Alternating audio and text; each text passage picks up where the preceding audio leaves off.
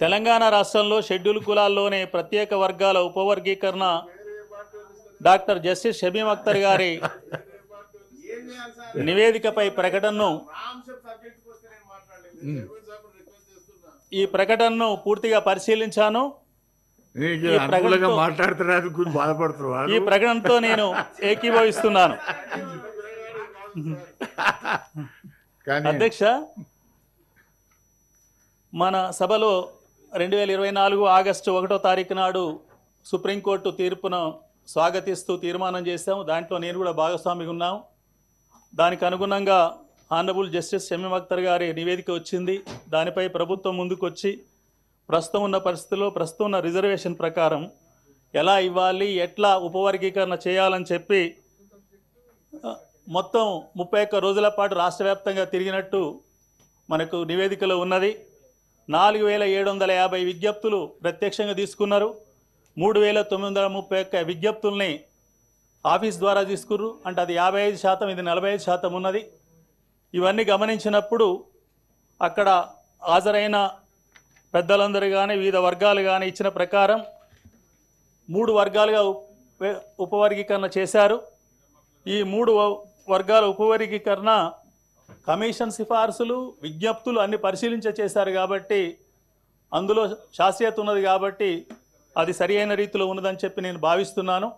ఉన్న 15% రిజర్వేషన్కు 1% బాగా వెనకబడ్డ వాళ్లకు, మధ్యస్థంగా ఉన్న వాళ్ళకు 9%, మెరుగైన వాళ్ళకు 5% అని ఇచ్చారు. ఇది కూడా జనాభా శాత పరంగానే ఇవ్వటం జరిగింది. కాబట్టి ఇప్పుడు వర్గీకరణ కావాలి, చేస్తేనే సరి అయిందని చెప్పి దేశంలోని ఉన్నతమైన కోర్టు తీర్పిచ్చింది. అందరం ఆమోదించినాం. దాని ప్రకారం ఉన్న రిజర్వేషన్ను ఈ పద్ధతిలో ప్రభుత్వం ఒక ప్రకటన చేయడాన్ని, ఇప్పుడున్న దాన్ని అమలు చేయడానికి ఓ ప్రాతిపదిక తీసుకురావటాన్ని నేను స్వాగతిస్తూ దీనికి చట్టబద్ధత కల్పించి వెంటనే అమలు చేసేందుకు కూడా తగు చర్యలు తీసుకోవాలని చెప్పి తమ ద్వారా ప్రభుత్వాన్ని కోరుతున్నాను. ఇదే సందర్భంలో రెండోది కూడా నేను కులగణనపై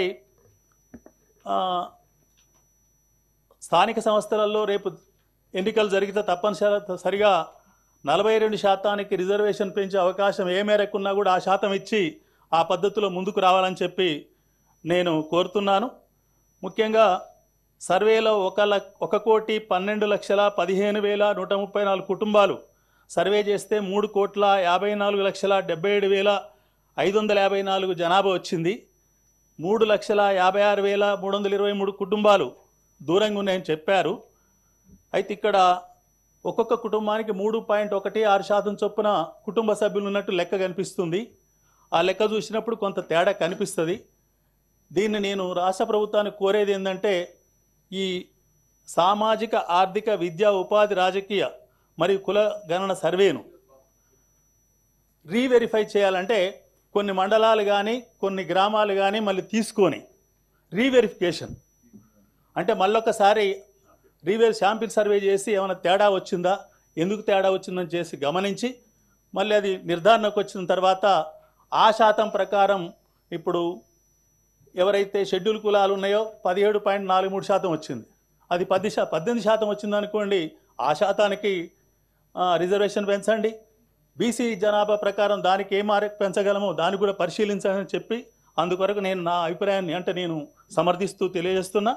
కానీ దీన్ని మాత్రం రీవెరిఫికేషన్ చేస్తే బాగుంటుందని చెప్పి, ఎందుకంటే తెలంగాణలో కుటుంబాల సంఖ్య 1,15,00,000 చిల్లర ఉంది. 1,15,00,000 అంటే కుటుంబంలో సభ్యుల సంఖ్య 4 పైన 4 కానీ మినిమం ఉంటుంది.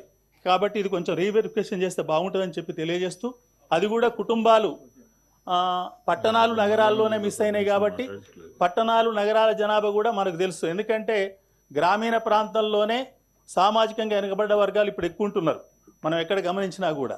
ఇవన్నీ కూడా కంక్లూడ్ చేస్తాం, ఈ పరిగణలోకి తీసుకోవాలని చెప్పి తెలియజేస్తూ, ఏమైనా ఒక సర్వే, ఎందుకంటే దాదాపు 55,000 మంది ప్రైమరీ టీచర్లను ఈ సర్వేలో వినియోగించారు. భారతదేశంలో ఇప్పటికి 6 జనాభా గణనలు జరిగినాయి స్వతంత్రం వచ్చినాకనే. ప్రతి సందర్భంలో టీచర్లే సర్వే చేస్తున్నారు. అలా అనుకున్నప్పుడు ఈ సర్వే తప్పు అనుకుంటే టీచర్లను అనుమానించినట్టు అవుతుందని చెప్పి సందర్భంగా ఈ సభ ద్వారా తెలియజేస్తున్నాను.